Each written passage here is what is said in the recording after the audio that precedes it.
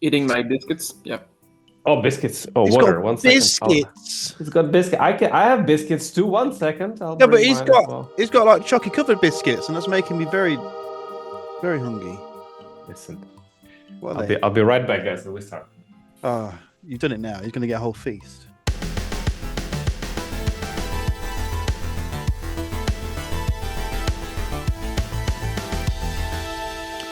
All right. So let's do an intro. Yeah. And then we can take it off. Take it off. Take it off. Hello, everybody. Welcome to Pixel. Slaves. Ah, Ah. good to be back. Whoa. Wait. Big spicy one last time. Hopefully this one's going to be just as spicy. Yeah, I'll put the bad boy here. This is the Bad bad boy. The full variant. So still all the stuff is in. Hello, Stan. Welcome to the show. Thank Hi. you for coming. I'm so glad that you said yes to join us here, and I'm sure we're gonna have an amazing discussion. We try to keep it one time. Can we try to keep it like under an hour, like an hour? Sure. Yeah, We're that'd not be- going, like That'd be great for like editing. we're always promising it to Rather than ourselves, and then Six Leaf, we had a 3.5-hour conversation with him. Okay, It literally. was like- more of a massive rant with him. He just kept going. Yeah, I mean, on look, and on. listen, It was listen. Great. They're building the same fucking thing. We won the competition of the longest rant ever. We can go on forever, you know. And I have some topics I want to rant today about, but let's first say hi to Stan. Stan, thank you again for coming. Yeah. Stan no problem. is the founder and CEO of Lynx. By the way, you're not alone. Who got this bad boy? I got it too. You see. And for full transparency, because I know some commentators will be like, "Nah, he's invested in his company. He's not biased." I can talk about that. Disclaimer: Artur invested $1 billion in Lynx. Holy shit. Yeah. I said, you know what? I'll change all the dollars into Yen. some African currency to make it $1 billion, and then I'll transfer the whole billion to Stan. No, but that's true. Artur invested in Lynx because he made the right choice, and we invested together also in Hypervision. So it's all a big family of people that full are, disclosure, exactly. I'm invested in disclosure. Lynx. We're invested in Hypervision. I'm on the board of Lynx. So those haters, okay, we're very transparent here. I'm biased. I really am. So with that, we can start the discussion.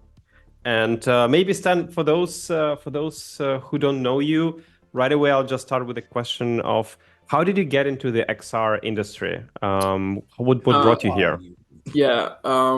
So I'm in Paris right now. I'm in my office, but I started,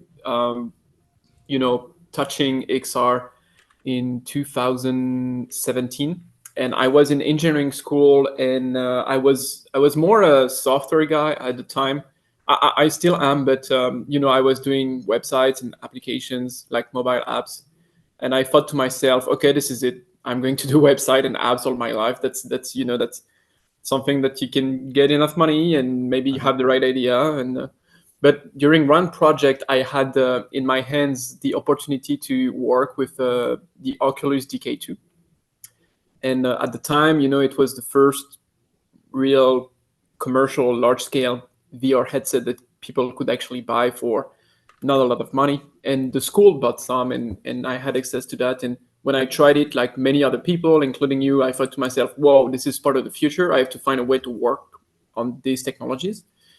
And one of the first things I did with the headset, like on the first day I played with the headset, I put a camera in front of it to get the image back in the headset, which, I was doing augmented reality without knowing, what AR was even at the time, because the goal was to make a system that can help you see a Wi-Fi signal around you, right? Which is still pretty cool, which would be still a pretty cool project to realize.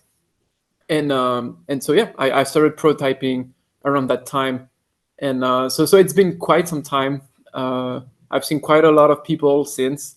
And, I started with the DK2 and I ended up knowing Palmer and many people in the industry, and one of the great discovery maybe that you made also is that it's a very small world, and all the people in that particular industry are in there because they're just passionate about that, and this is super interesting and much more friendly than any other engineering industry I could have been to. So yeah, that's why I stayed as well.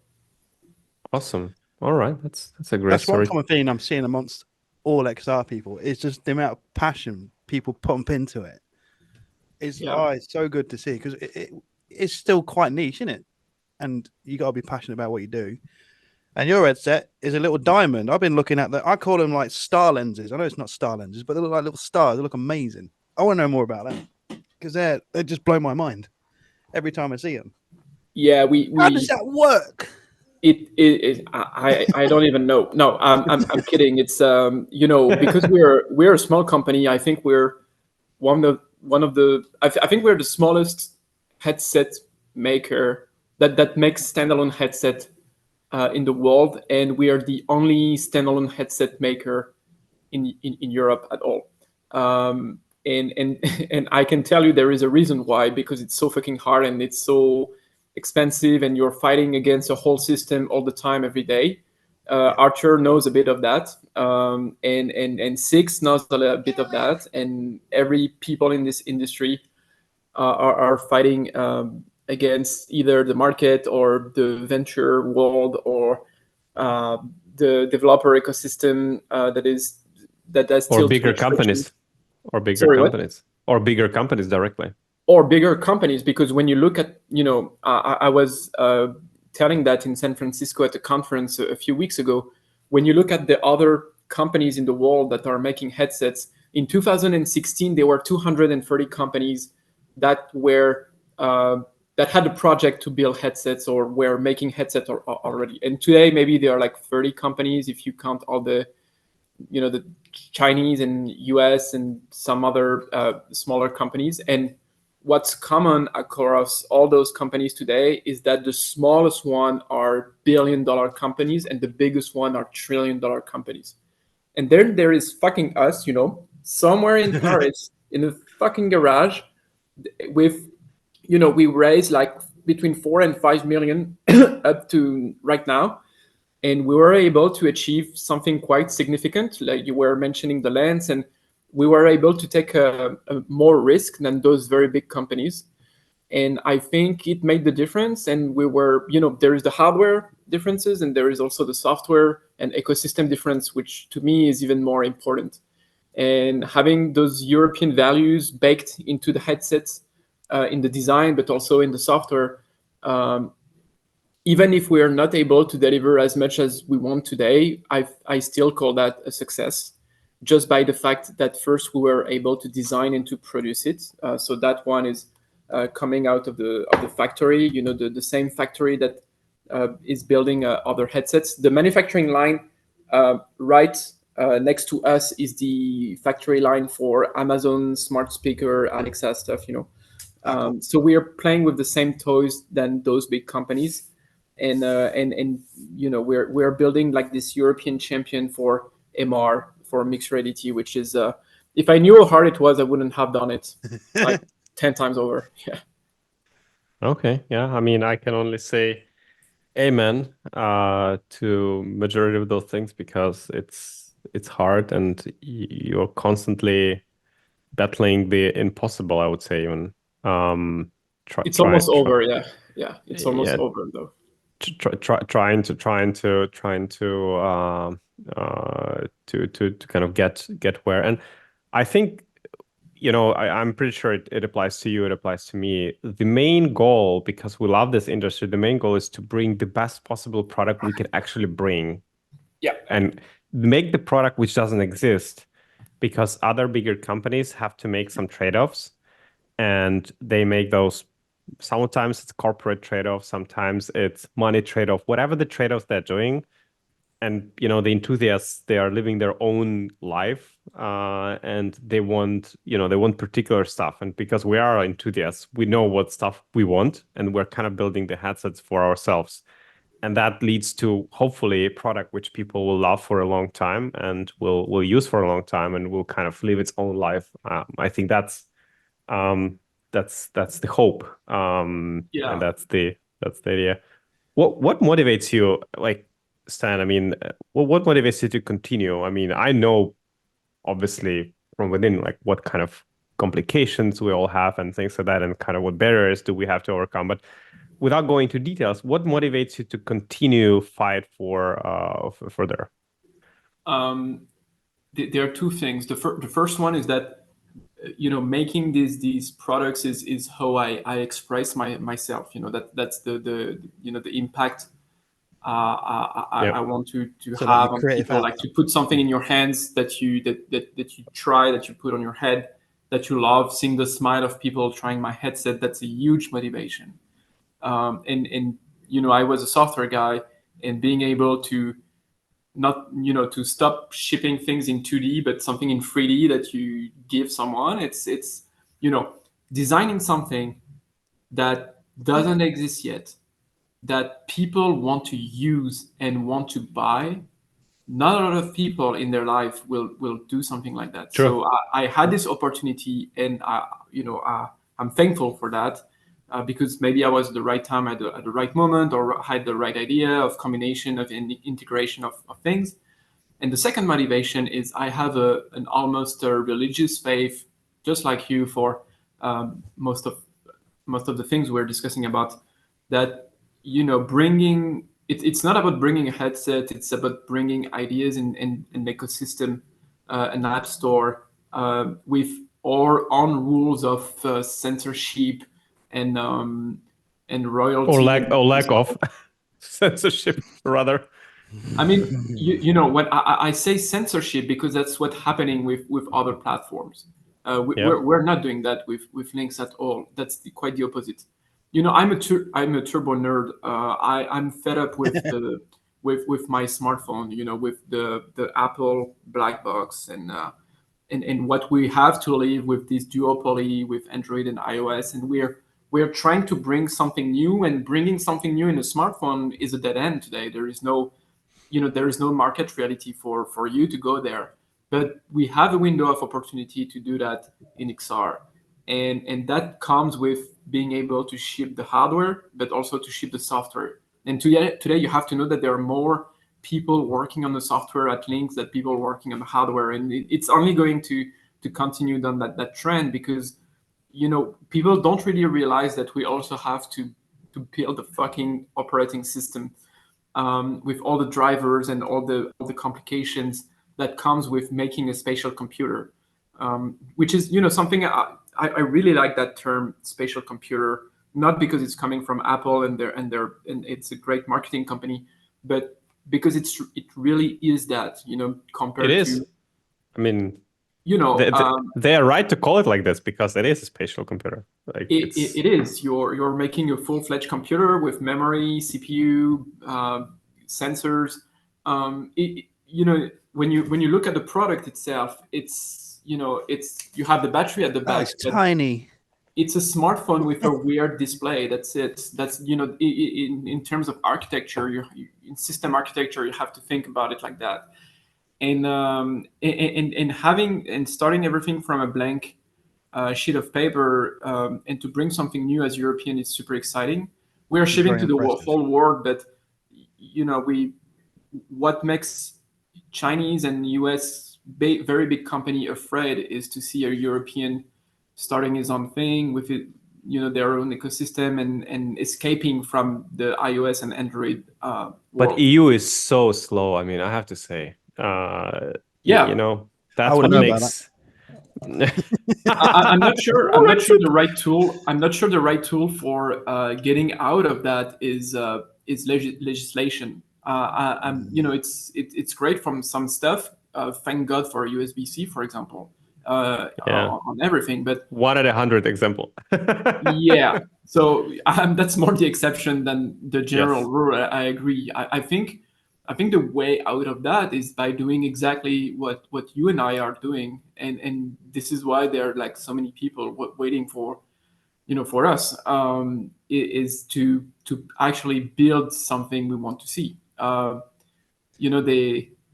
There is a famous movie scene in the movie Contact in 1995 with it's a sci-fi movie, and there is one sentence that really struck me, is that the bad guy is saying to the young hero, the young lady with the hero, is say, oh, you're not getting to do what you wanted your whole life, because of his own action. The world, I'm sorry, it's not very fair to you, but the world is not like that, I'm sorry. And she answered, she tells him, I thought the world is what we make of it, and this is exactly what I'm trying to do with Lynx, to actually build the thing I want to see and I want to buy myself. Yeah. And it seems to meet some interest, at least. I was thinking that you mentioned Apple earlier, and I don't want to get Artur started because he's not an Apple fanboy. I'm ready. What? He's not. He's of course not. An Apple not. fanboy. Of course not. This is a true revolution. But I'm a fan. Since that became a thing, have you had like an uplift in interest in Lynx? I'm just curious. Yeah, I absolutely. When they announced it, and also when they released it in the US, and I know some people in those teams at Apple, but in general, I would say that we made a lot of technical choices that are very close to them, like pass-through with no distortion, with quite good quality and latency, infrared hand tracking.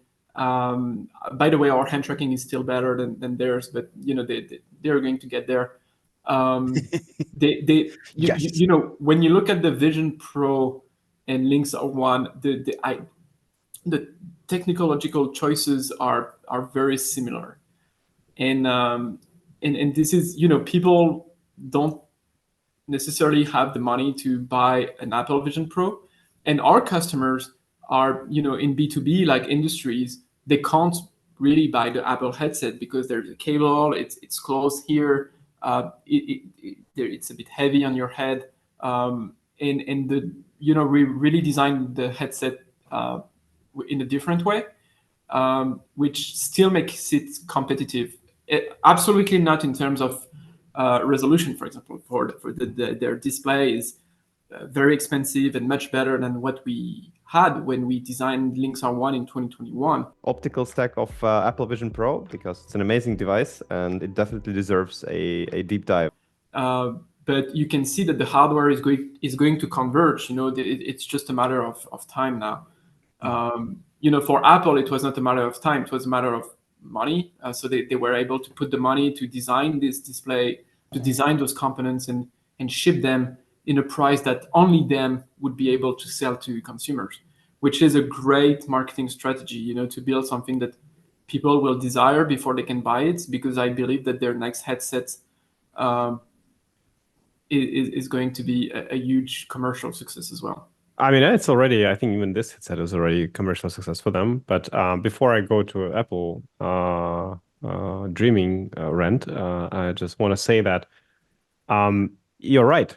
A lot of choices you guys did are great, and of course, budget and ability to ship something more high end, is difficult, and that's what Apple is doing because they have an ability to do so. But as you said, latency of the pass through, even some of the dynamic range and stuff. So I had this headset, and then I received Quest 3, which I have here. I'm surprised that's not in the bin. I mean, it's discharged. I'm not using it. I'm literally not using it. I'm not gonna use it after the new privacy. I'm not even logging in anymore. So I'm done. I'm done with them. But what I'm saying is, the latency of the pass through in the ability to use pass through is for use, which isn't this device is intended for, is still better.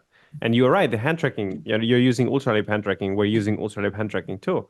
It's still a very superior hand tracking, and it's just great. It just works, and it works really good. The latency is good. I mean, the hand tracking in Envision Pro, not in a way how they intended it, but the hand tracking in a way of operating the system. So eye tracking plus hand tracking plus the precision and the masking.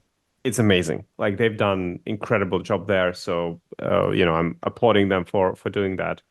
But yeah, so a lot of things is coming, and I mean, look at this design, right? You just look at this. This is so I this love is so the smart. open field of view. Yes, it's great, and it's just great for industrial use, right? Yeah, for the factories, so you just take it on and you use it.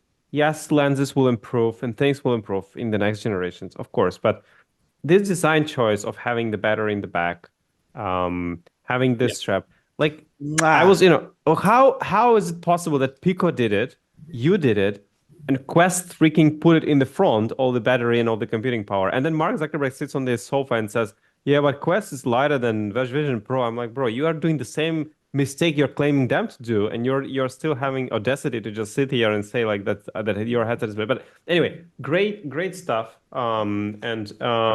Yes, it's of course, as you said, it was designed in 2021, so the hardware is getting old. But for the use case, it's an open system, and people can tweak it, and people can play around with it. So for what it is intended, it's doing great, okay. And for other stuff, there'll be other headsets. Maybe we'll get some exclusivity from you today. Who knows? Who knows? Who knows? Who knows? There's probably one behind me, building one right now on that desk. What you got there? But are. So yeah, I mean, this industry is interesting, and I can see. Okay, today I got really.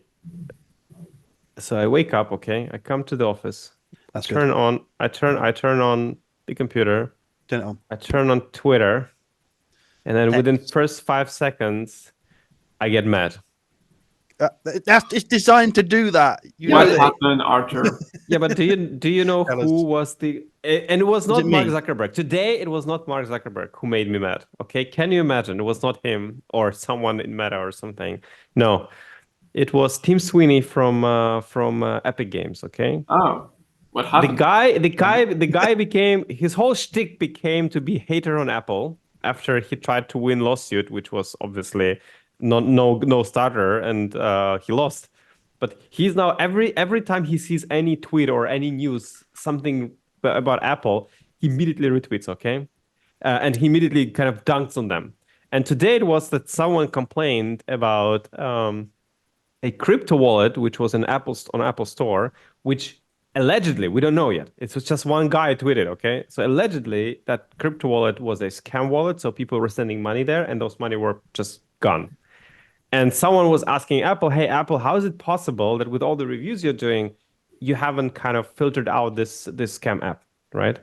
And Tim Sweeney retweets, and he's like, "Yeah, and they're spending on average 6 minutes to review the app, and this is their tactics to keep the monopoly on the developers and to claim that they need to keep the store closed, blah blah blah. What did Apple?" And I'm like, I retweeted it. I said, "Tim, you added to the rage. Can you just admit, Tim, that you are saying all of those things because you want them to cut 30% for you to sell things in Fortnite and just make even more money? Can you just admit that and we'll be fine? Like everything will be okay. We shake hands and you're going your way. You're going." And he replies to me with some kind of like jokey comment or whatever.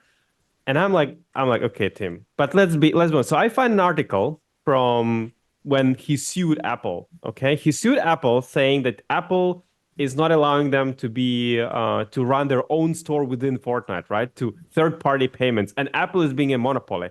And he portrayed himself as this fighter for freedom, fighter for open platforms, and blah blah blah blah. And then, of course, lawsuit starts, and then the discovery documents come in, and Apple sends a document saying, "Actually, guys, just sorry, but he came to us before he actually sued us. He came to us. He wrote our VPs, vice presidents, and he asked for a private deal. So he wanted to have a private deal, a better percentage cut, so not 30, but maybe 10% or 15%. He wanted Apple to give them the private deal, and then he would stay quiet." And in the deposition under oath, they asked him, the lawyers of Apple asked him, like, if Apple would have given you that deal, would you have taken? And he said, yes.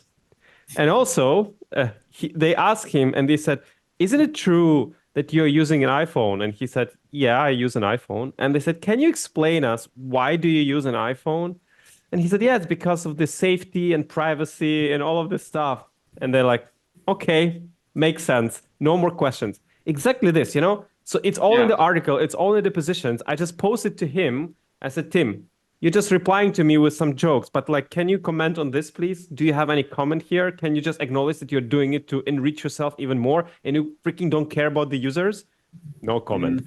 And I'm like, you know, it's this kind of thing. Like, be fair. Okay, you want to get richer, just be fair about this. I kind of get it. Okay, maybe I disagree with you, but at least you're fair and you're not trying to play this double standard bullshit on people, how you are fighting for the good and all this Epic Games is great while freaking taking billions of dollars from kids, buying skins all over the place and begging their parents to give them money to buy those skins.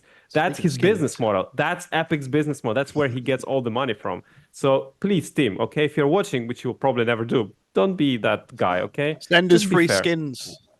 Yeah, exactly. Unleash the joy. No, but it's just so funny to watch Unleash him. the joy. I mean, I'm not saying Apple is the angel, not at all, but you have to be realistic. You know, you said there's Android and iOS in the world. Okay.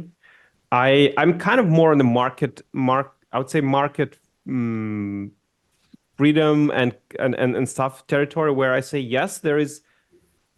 Would I want Apple to take less than 30%? I won't. But do I understand why they have the right to take as many percent as they want? It's their platform. They build it. They maintain it. They pay for it. They can take freaking 100% if they want. I mean, honestly, it's their platform. You can't probably push them out and say, you know, like they can. You can go to Android if you don't want to. You can go to Harmony OS. You can go to Huawei Store. You can go to Yandex Store. There's a lot of stores which people don't know about, but they're pretty big. What I'm saying is it has to be a balance, but you cannot just come out and say Apple has no right to take any cut of any transaction because they became too big. I mean, how do you want them to make money? It has to be about balance. And what do you think, Stan? What do you think about that? You're more on the open side. I know you're anti-platform, but how do you take it? You know, I'm not necessarily anti-platform. I'm trying to bring one to the market myself. It's just, you know, you have to give it to Apple that they are building amazing products. I was using a Mac before. I switched to Linux because, as I told you, I'm a turbo nerd. But they really make great products. And I think most people forget that at every level of a product, Apple is an exception to, you know, the rest of the industry of how they build a smartphone or a computer. You know, from the supply chain to distribution, Apple is there. They have their own exception for everything. You try to build something, you have multiple suppliers, multiple vendors. You're integrating a bunch of stuff. You're selling to third-party distributors. Apple has integrated all of that in vertically. It's just amazing, and they deserve the success that they have. I think that's my opinion. You can't challenge them on that. You can't challenge them on their product. You feel their phone, their computer, their headset. Even it's great. Those are great products. But you know they're super big. They're bigger than, you know, Google, Qualcomm. Yeah, the many countries. I mean, they're bigger. They're bigger than Japan in revenue. I mean, it's crazy. How much can they grow? It's insane. And the ideas they are bringing to the XR ecosystem are the same that they brought to the mobile ecosystem, which is not super great. Just look at when you try to build an application. Today, you can use OpenXR and build for any headset except one. Which one? Well, I'll let you guess. You know, the industry was coming together around standards with OpenXR, for example, with other stuff as well, like WebXR. And Apple will keep doing their own thing. being their, the exception in the landscape, and it's not going to help, and they know that very well. I'm not. Why do you think they're doing it? Because I have two theories, and you tell me if I'm right or wrong. In your opinion, theory number one, they just want to be exception. They have to have more control. The theory number two is they want to have more control because they want to polish their experience better. They want things to work better for them, for their ecosystem. They don't care about how others will be building. They know that people will adapt, but they want to have this tight relation between, the platform, the apps, the hardware. Maybe you're a developer and they don't want you to give your time to other platforms. So you either develop for their platform only, True. and you give their time to them, and then the revenue and the experience and all of that, or you give your time to the OpenXR world, and they want you to choose, and they will make you choose with the amazing products and all the bells and whistles that they build also for other ecosystems. I see it that way. They're fighting for developer time, and this walled garden that you have on the App Store, you also have that on the developer marketplace. Yeah, absolutely. I mean, we are developers on the App Store because on Authenticity side, we're building the Vision Pro app now, and we're building I said the secret. Shit. Cut it out. Cut it off. Nope.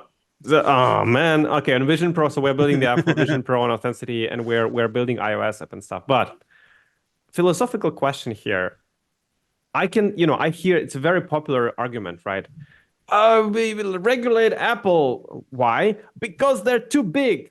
And the question is, if the company, and not only Apple, but if the company is doing all the right choices, okay, let's assume they're doing all the right, they're making great hardware, they're making products which people truly love, okay? Apple is not pushing people to love their products. I mean, as much as you can do marketing, if your products suck, nobody will buy it. Just truth of life, okay? Not so many people.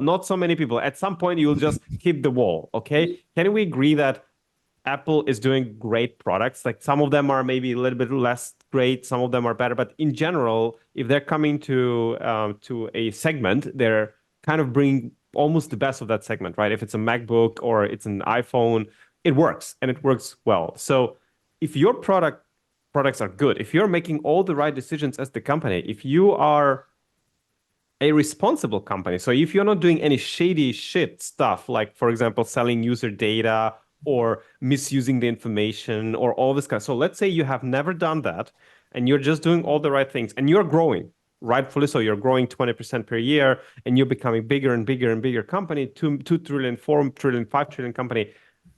Is it a problem, or is it Artur, market forces are actually telling us, the economy is telling us? That's the tip of the iceberg. If this was the full story, then 100% they deserve the trillions of dollars that they have on market cap. Tell us the dark side then of the story. Dark side. There is a dark side. There absolutely is a dark side that people most often forget about Apple, because they're great at marketing and they're not doing the same shady things that other big companies as well are doing. But they are bullies. They steal technologies. They lost steal or buy. They steal technology. Okay. 2 examples. They lost a lawsuit to Qualcomm 2 years ago, in billions of dollars out of court settlement with Qualcomm. Oh, for the broadband, right? For the modems, yeah. For the modem, yeah. Many things, and they were, they had to settle out of court because they knew that they were doing something wrong. And you can look, Qualcomm versus Apple on internet. Yeah, it was not widely reported, but they try to they stole technologies, they stole people. One more example, is Apple Watch recently. They had to stop selling. They had to stop selling the. But okay, I have to say, they operate in a realm. I will let you continue, but they operate in a realm of the country, right? For example, in US there was a law. The company went and sued them, right? And they got them to stop selling the watches. So Apple had a financial. They were hurt financially because they were not able, and of course reputation, because it was reported everywhere. Like each YouTuber told me, you cannot buy Apple Watch anymore because they're being sued by the company, and so I'm not sure. Like continue, but I hear what you're saying. Yeah, well, it's just another company. There is nothing magical about them, and no, of course they not. are. I can tell you, I know they are bullies. They I don't want to breach any NDA or give any names. Do it. Do it. No, I won't. I was about to say don't do it. I'm an investor. No, don't no, do no, it. no. Sorry. You can do it. I'll beep it out. I can tell you, and you can ask people around in the industry, in other companies. They are bullies, and they know, and they're bigger than everyone else, so they can have this role when they negotiate with companies, including big companies like. Oh, I can imagine. Yeah, of course. Because how else would they get to the top without a little bit of, flaunting and bullying? Yeah. people? Okay. Sorry. So that's again, we're going a bit philosophical there, but it's an important one because I kind of think about it more and more. You, Stan, are building a company. I'm building a company, right? And when I see sometimes what companies are doing, like I don't know, even like Facebook or like other companies, right? Some really bad examples of misusing data or things like that. And I'm asking myself, what is, we were discussing this last time with Six, right? Why Mark Zuckerberg is like this, right? Why didn't he come out when Vision Pro came out, right? And said, Apple, congratulations for entering the market, great hardware. There are some things which I like, there are some things which I don't like, but in general, team, congratulations. Let's the market rock and roll, and we'll all try to build and be a little bit nicer. Why do you need to be mean and always optimize for profit? Because I don't understand. Like, honestly, at some point when you have $100 million, let's say, when he has $100 million, right? How much more money do you need to satisfy yourself? Because you have to be human. More than the competition. You have to be human, right? At some point, your dignity, your you say Mark self-respect. Zuckerberg and human in the same sentence. Okay, that's blip it out. But you have to have. So you have kid. He has kids, right? So you have to have kids. You need them to look at you and be proud of you. You want to be a better person because that's the matter of life. That's why you live. I don't think we live for optimizing for profit, or we want this industry to succeed. We want industry to grow, and we want it to grow organically and in a positive direction. So I'm asking myself, what is behind the passion of those people to be so mean and to optimize? Like Tim Sweeney is another example. He earns billions on Fortnite, and yet he still wants to earn more. Like, what is this? Can you explain to me? Because I don't understand. Man, it's just human nature. They want more. More. It's a pretty sad state, but that's the short answer. Or maybe I'm not human then. I don't know. Because just like to accumulate the most we can. It's two things. Mark Zuckerberg is behaving like that with XR because until today, as of today, he's the one that put on the table most of the money, of his own money, in this industry. He's super bullish in that. On the long term, he put in his money on the table saying VR is my thing now, and that's it. The 95% of the headsets were built by Oculus and Facebook when they acquired it 10 years ago. It's 10 years ago already. And he hasn't stopped, and he's still believing in that because I think he has a lot of trauma with the mobile failures that he had, and he's dedicated to own a platform and not to be a victim to Apple and Google. But he has no platform. He has zero platform. He doesn't have the success that he intended to have. That is true. He fired 20,000 people. but he renamed the company Meta. He's investing a lot. We can be thankful for the guy, at least to put his money on the table for all of us to have great components, great things to work with. But for everything else, I would disagree with a lot of things. I think he doesn't really have ideas about the vision of XR. There is an interview of him in 2021, January 2021, in The Information, where he told the reporter, "I don't believe that people will like to see the world through cameras." And yeah, Not through yeah, his cameras, that's for sure. No, yeah, his wobbly cameras, ones. for sure. But Not good. they don't really. They're very convinced. The management at Meta and Mark Zuckerberg, they're very convinced about this market, and hence the billions and the 80 billions of investments that they made or are still making. But it's not them who are going to lead. And Apple proved that in 1 week they swept away 10 years of effort from Meta. Completely. Owned. And all the little videos of the Quest 3 attempting to do the same things as Apple come out. That's what annoys me.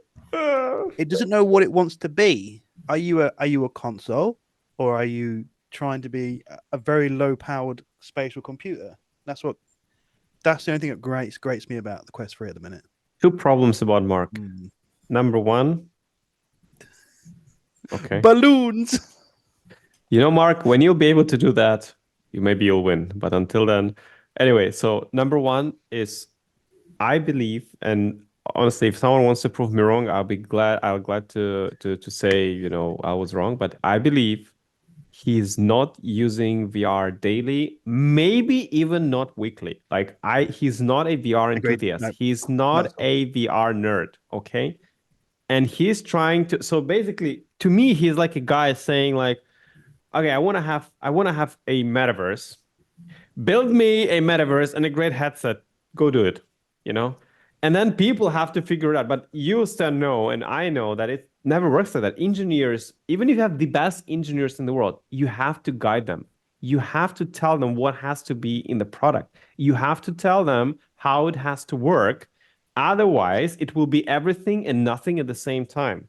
And if you don't know what your market is, if you don't know who your customer is, if you're the same nerd as your customer, then you know what they need. They know exactly what they need, But if you're not the nerd with them, if you're not the user, you have no chance as the CEO of the company. So that's number 1. And number 2, I think people often think that, oh my God, and even myself, sometimes you kind of sit here in the office and you're trying to make a decision.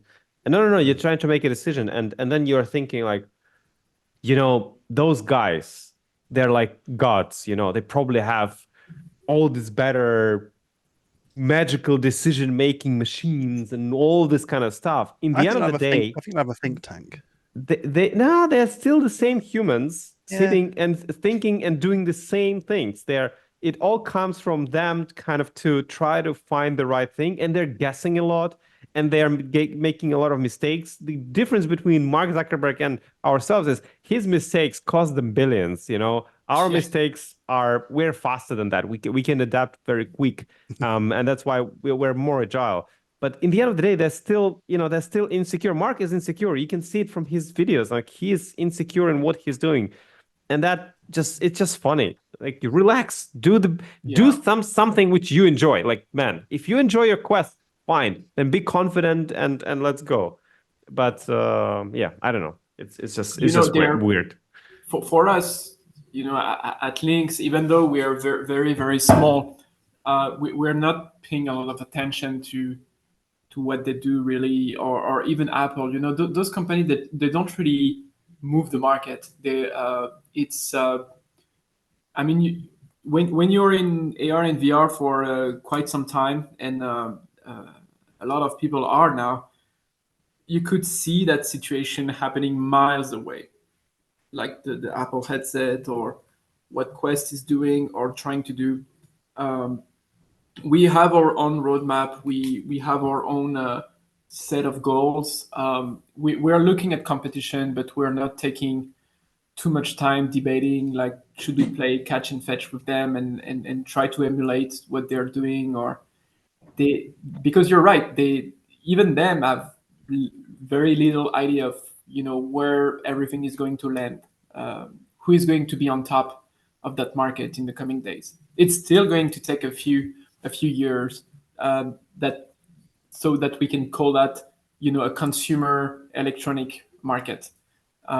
But the very good news, and still once again props for Mark Zuckerberg to do that and put his money on the table, is that now there is investments in dozens of billions of dollars per year of all those very big companies combined.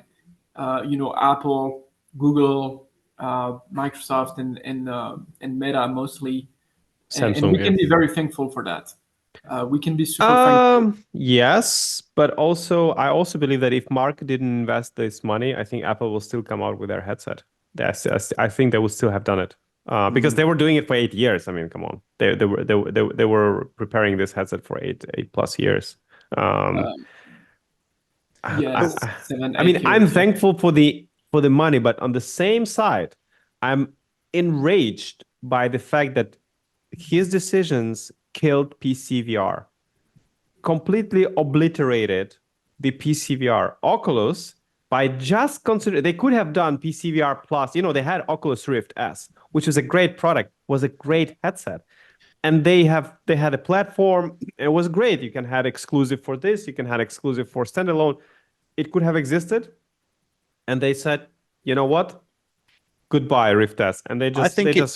I think it's picking up again now, thanks to like virtual desktop and that. If you look at the Steam surveys, yeah, of course, quite a few people are using Quest 3s for the wireless stuff. Yes, of course. But so maybe... what I'm saying is they slow down the for sure, yeah. The process of PCVR. Honestly, I want to say, if I had to come with an example of one guy who is confident in his decisions and who would confidently either make mistakes or make great products, I think it's Palmer Luckey.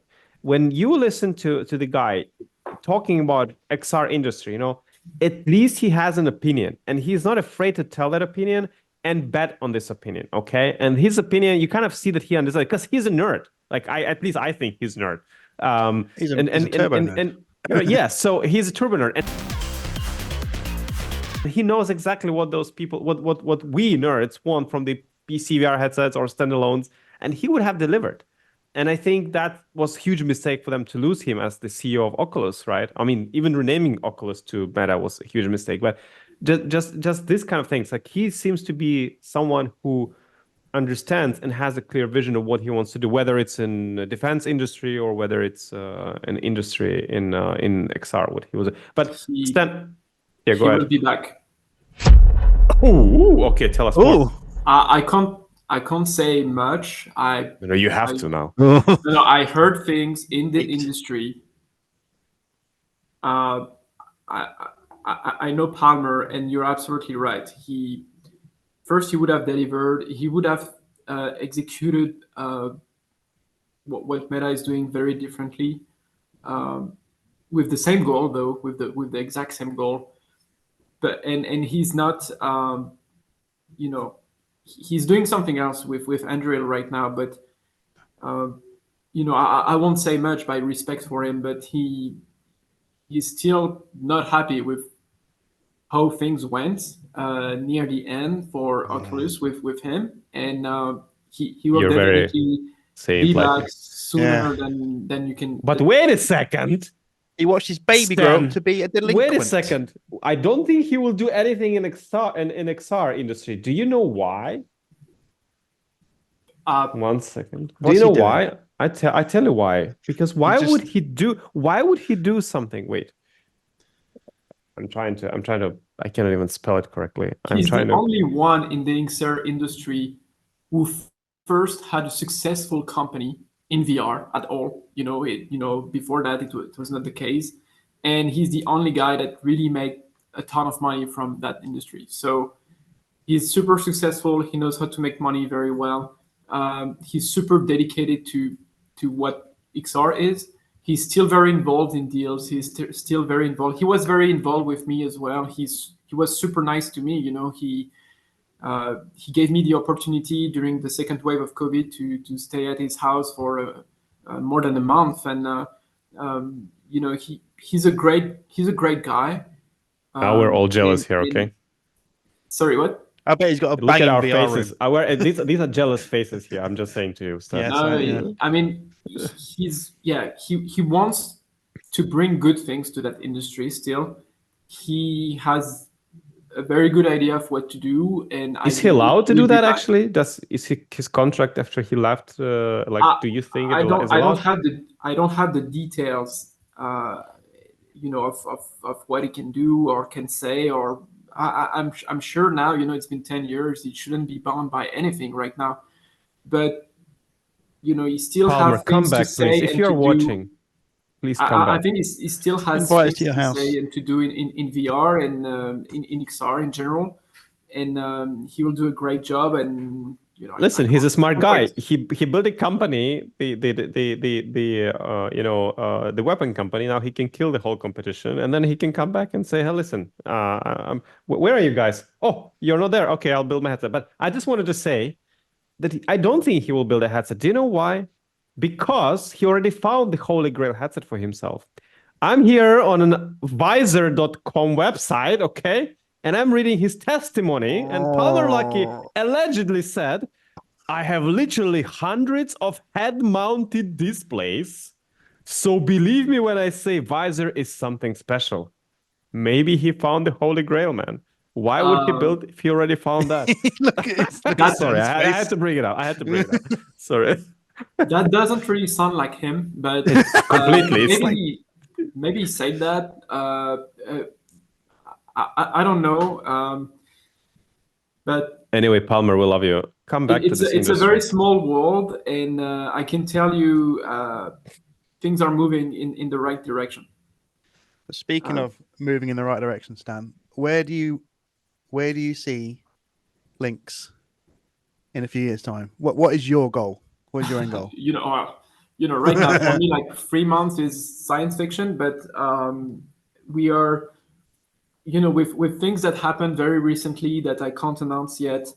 I'm super positive about the company and about the project. I mean, it's a company, but it's my project. I call that a project.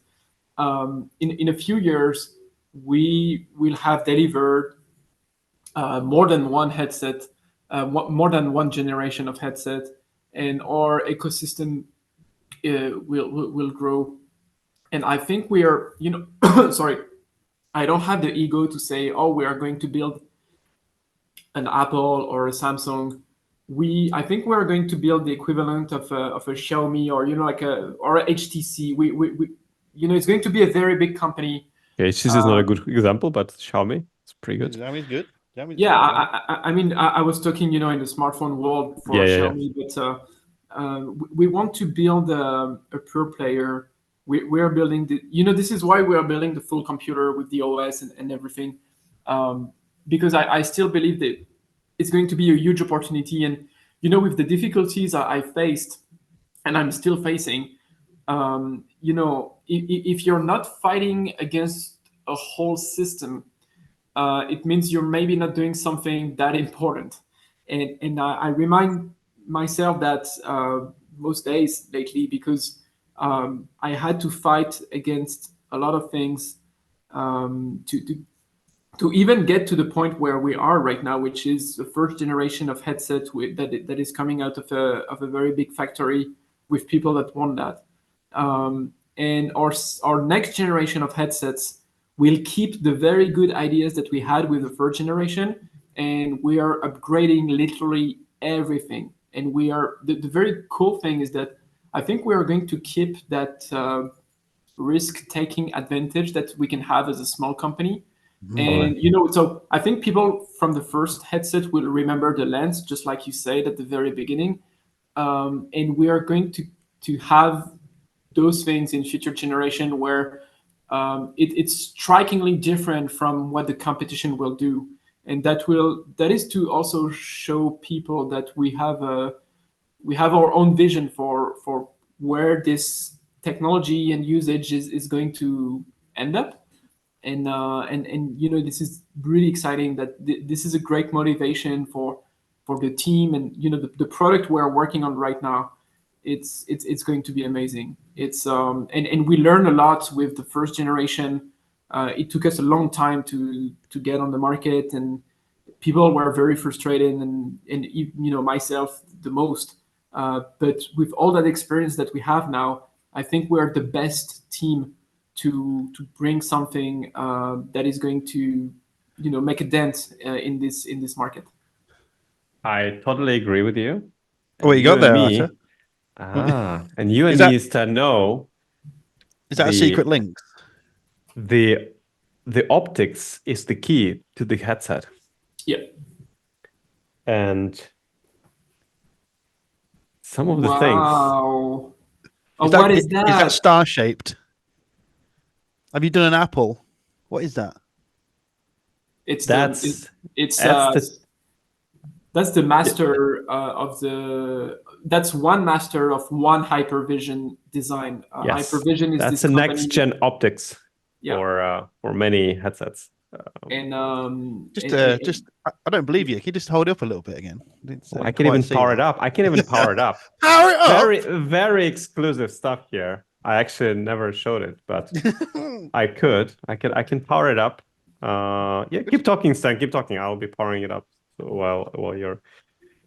It's a master lens, so it's a non-truncated lens. So it's the full lens. Don't tell too much secrets, though. Don't tell too much. It's not a secret. It's the lens before you cut it, before you machine it to get the shape you want in your headset. I see.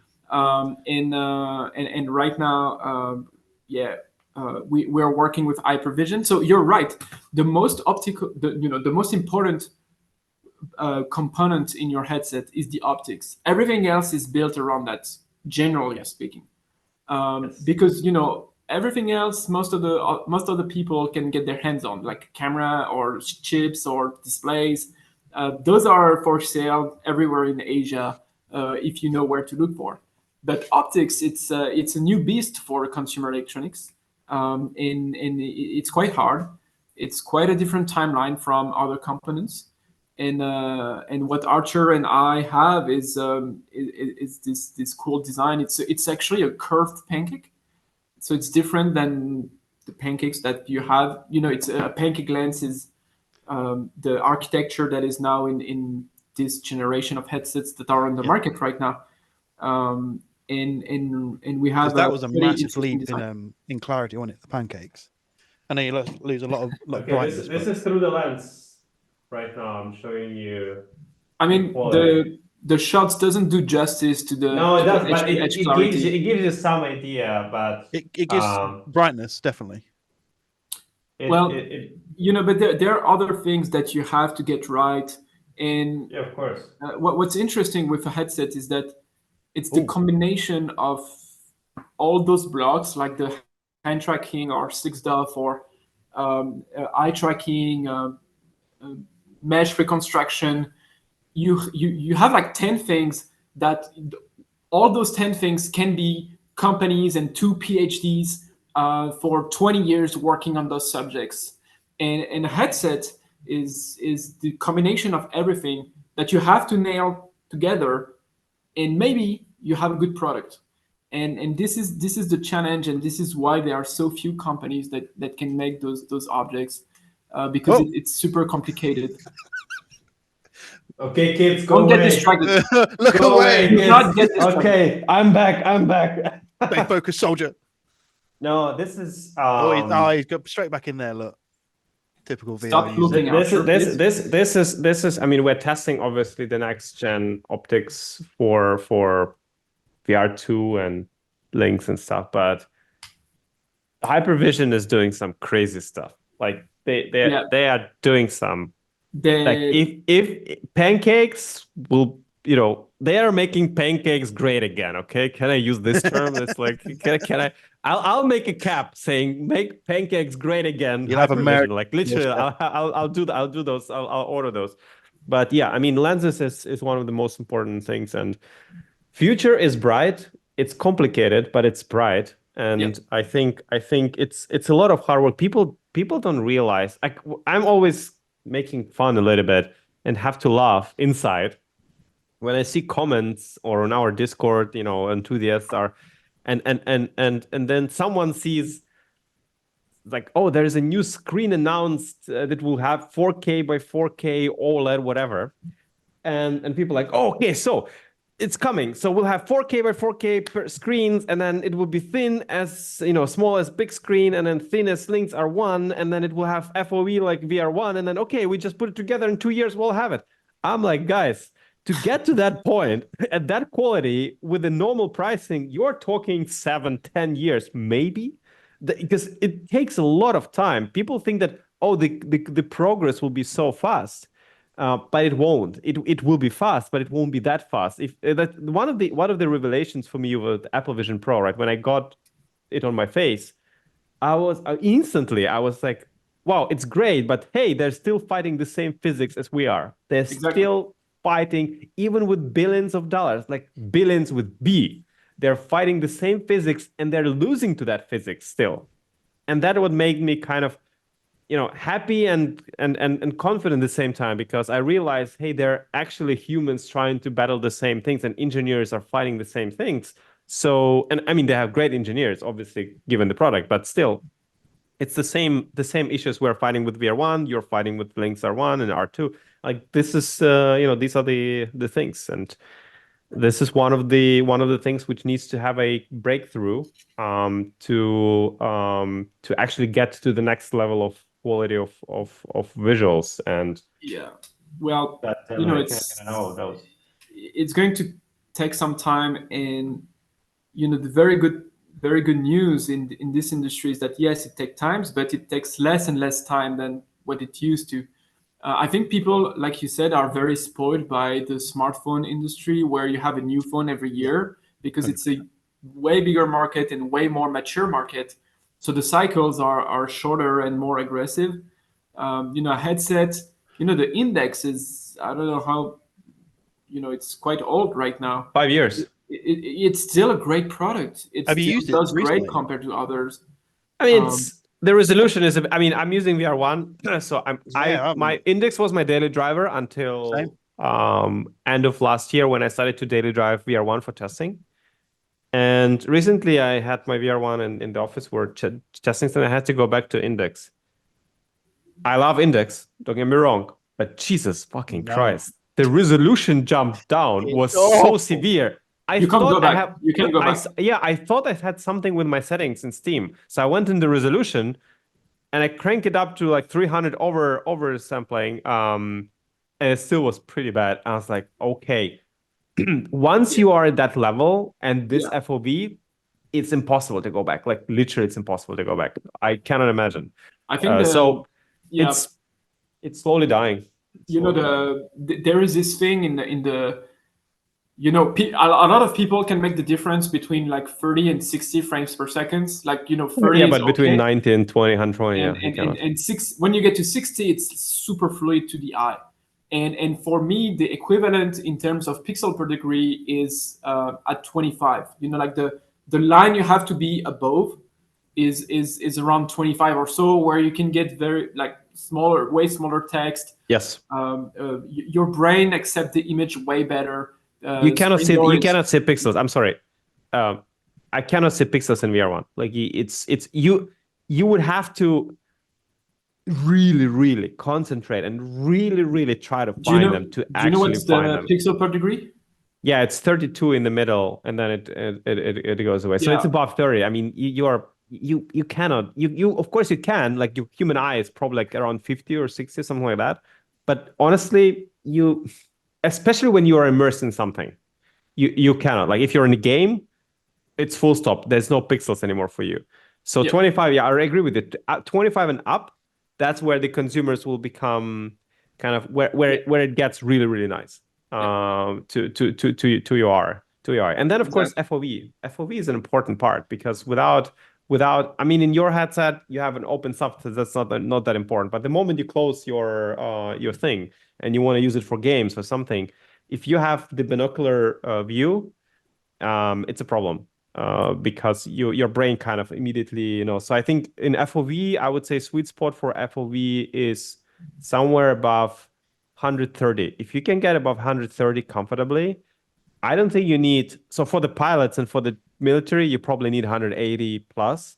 But for real users, I think if you get 130, 140, sweet spot. You're there. Like you literally have everything you need to have a comfortable life. Because 100 is not enough. 100 is just too small to me Very for last minute, innit? PCVR. For PCVR, I mean, you open need design is a little bit you need different. to cover the stereo part of our vision. You need to cover a bit more, and then you have a choice to make with the peripheral. There are people in my team that were there were 4 people. There are 4 people in my team that work on Star VR, which is a 200-degree field of view headset. Yeah. I know that. Yeah, that's amazing. And we have one at the office. It's great. Or you can choose to do what we do, which is okay. Well, we won't have that much because we want to focus on pixel per degree. But you can get your peripheral vision back. Yeah, exactly. In your case, I don't freaking care what the FOV here is. And even with these lenses, they have their own, you have to really like adjust it correctly, but then it works. But it doesn't matter because you can see all around yourself. Like it literally becomes obsolete because you can just glance and then you see everything. And you have rightly correct you have right correction of the distance for the cameras, so you don't feel the mismatch of the depth, which Apple did amazingly well as well. Exactly. So that's which Quest, for example, doesn't do well, and which I That's don't not understand, but it doesn't. So this kind of things which you need to nail, and it's not about how much money you put into it. It's also about the software and also testing and also doing the right decisions and having the right engineers. So yeah, I mean, what can you tell people, because I know a lot of people who will be watching this, they're kind of interested in U-Stan in terms of like what is the normal engineering day looks like at Lynx, let's say, where you have to take some engineering decisions and you come to the office. How do you guys work with the team? What are give us a little bit of insight of how you guys work inside when you're working on the product and making some decisions. I know that it's not all happening in one day, obviously, but Yeah. there are Well, some days where you have to take some crucial decisions. Like how do those days look like for you? So we work in a we try to work in a very efficient way because our resources are still limited. But we have a team of a bit more than 20 engineers, which is very good, a very Quite a good lot, yeah. size to work on one product. And we have 2 floors. And right now I'm sitting, as you can tell, on the hardware floor. And we have a software team. So the team upstairs working on software, it's much more silence, much more calm, just keyboards and screens. Here it's on the hardware. I can show you around. That's the hardware Sure. floor. A tour? I won't show too much because I know people will I saw zoom the in. prototype. I saw it. Oh, I didn't see nothing. It's fine. You won't see anything. We made sure of that. But we have mechanical engineers and optical engineers, industrial designers, electronic engineers, all working in the same room, which is That's which is good. great, which is almost unique. And right now they are working on the next product, on the upcoming products for next year. And we are taking right now decisions. We took all the decisions around the sensors and around what is going to look like. And right now we are more in a stage where they are fighting together. Like the mechanical engineer wants to make a cube, but the designer wants a circle, and they are fighting with knives in the room. Are you the one who is taking the final decision? Are you the one who will say it's gotta be like this? Square? So yeah, they rely on me to take decisions fast, and the very cool thing is that they usually have some options. We have always options in front of us, and they, I don't know everything, and my team is also guiding me. So it's both ways. I try to share with them the full picture. That I also have the discussion with the suppliers with what we can do, what we can't do, the price, the timelines, etc. of everything. And when they have one particular question, I have to keep in mind, the rest of the picture. But I share that with them, and we try to share the same level of information on most things regarding the product, and this is why there is a lot of respect in the team at Lynx. And some engineers are way older than me and way more experienced, but they do a great job at um, you know explaining everything to the younger engineers and even to me. And I think I still have the respect of my team because I'm able to talk with all of them on their particular job, and to understand what they tell me, and to respect also what they're doing, what they're working on, and why. And so this is very fulfilling as an engineer. And if you are an engineer and want to work in such environment, we'll be hiring in a few weeks. I think that's the good part about building such complicated product. You see so many things. You discover how products are made, which is not, people don't really pay attention to that question at all, of the things around us, how they are made and why. And every little decision that came in story about the objects you have in front of you. So it's fascinating to me, and I have a great team, so that I'm happy to come to work every day. Yeah, I think that's honestly, that's a blessing. I always, every day, I thank God or just destiny that I'm able to work on products and on things I love, right? Somnium software, I'm building the virtual world, and it's an incredible journey, and it's just very fulfilling. And then later see people using it and stuff. It's just amazing. And then the hardware, very hard, very challenging, sometimes unbearable, because there's so many decisions and they're all very expensive. They're all very important, and you have to take those decisions, and the team is waiting for you to make those decisions, right? They can give you the underlying, information, but in the end of the day, the decision is yours, and you can totally make a wrong decision. Like, it's possible. And then this wrong decision will cost you money and maybe, the success of the product. So, but it's still fulfilling. And I got this hardware drug when I was doing, before VR, I was doing electric vehicle charging stations. And I still remember one of the most fulfilling days in my life. It was when I saw the first time the charging station hanging on in the garage and the car charging from it. And it's just such a, I don't even know how to explain that, but it's a feeling where someone likes what you've built and they're using it, and it brings them added value. It makes their life better.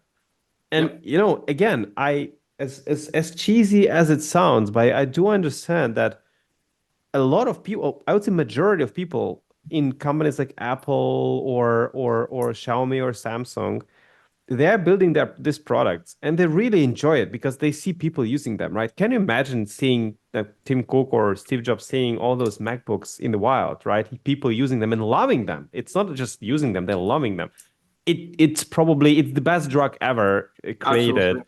And there's nothing better than that. And I think that's why we're trying to, I'm that crazy person that I'm trying to do really the best possible PC VR headset we can bring, even if it means that we as the company will earn less, but the product will be better, because that's what matters. We want to bring that product and I know for many people it's just very hard to understand. They don't believe me and they think, oh my God, this guy only cares about the money. And I know that there's like people think that, and because they are kind of, it's hard to explain, but it is like that. It's amazing and it's a blessing. So Agreed. I totally get you, and I think every it's day what sets apart people like Mark Zuckerberg to you two. You two love what you're doing, and it's clear as day. You both. I mean, I think he loves what he's doing. I cannot imagine he's not loving what he's doing. Why would he has all the money in the world. He can stop at any moment of time. But I don't know. Mark, let Mark be Mark, whatever. I don't care. It's his life, and I wish him all the best. Literally, I do wish him all the best. I don't like his ethics. I don't like his products particularly, but I wish him all the best. And again, people might not believe me, but I really wish him all the best. I have nothing against him having good life and having fulfilling life. And I hope if he's not fucking around with other people, if he's not selling their data and stuff, if he's honest, then fine. Let him do whatever he wants. The moment you start crossing the line of legality and stuff, that's where I have a problem with people, because that becomes a problem. Anyways, guys, I think we've kind of touched. Is there anything, Stan, you want to touch upon? Not something. Any exclusives you want to just flash on the camera? Okay, I already showed some exclusive. I think we covered a lot. To some people that already knew Lynx or are new to that, you should still keep an eye out for us, because the company is going to change a lot very soon, in a very, very good way. And we are finally going to have the resources that match our ambition, if I could say it like that. So I'm still very, very, even if it's super difficult, even if it's horrible and I wouldn't do it again, it's going to get even more exciting in the coming months for us. So thank you for the time tonight. I think we covered a lot. People should get excited. They will have more than what the usual big ones are going to give them. Yeah. Okay, sorry. That is also a part of kid in me, so that's also maybe. What is this? It's a whiskey bottle. You'll never know. Okay, wait. Okay, that's what I look. That's what I see. You have my glasses on. Yeah, I mean, okay. Anyway, so yeah, thanks, Stan, for coming. It was a big pleasure, and we'll see all of you at the next Pixel Slaves. Yes, podcast. Getting used to it. Yeah, exactly. Pixel Slaves podcast. Next week. Are you a Pixel Slave, Stan? Our next guest is already scheduled. We won't tell who it is, but he's already scheduled. You all know him as well. And it will be very interesting discussion, I assume. But yeah, with that, thank you, Stan, and thank you everybody for watching. Those 2-3 people who are still here with us, you're amazing. Write in the comment. Okay, I need to say the word. Write in the comment word lenses. Okay, if you're still here in the end of this podcast, write the comment lenses, and I'll comment and I'll say how I love you. In the comments below. Okay, that's the exercise for this week. So okay, with that, what I'll do is, Stan, I'll take that clip and put it right at the start. And I won't. I'm tempted, goodness. Though. Okay, yeah. No, please don't do it. Okay, we need to see if there is anyone watching here, because statistics on YouTube is like meh. Anyway, thank you, Stan, once again for the time, and thank you, my beautiful co-host Shota, and we see you next week. Bye. Goodbye. Bye, guys.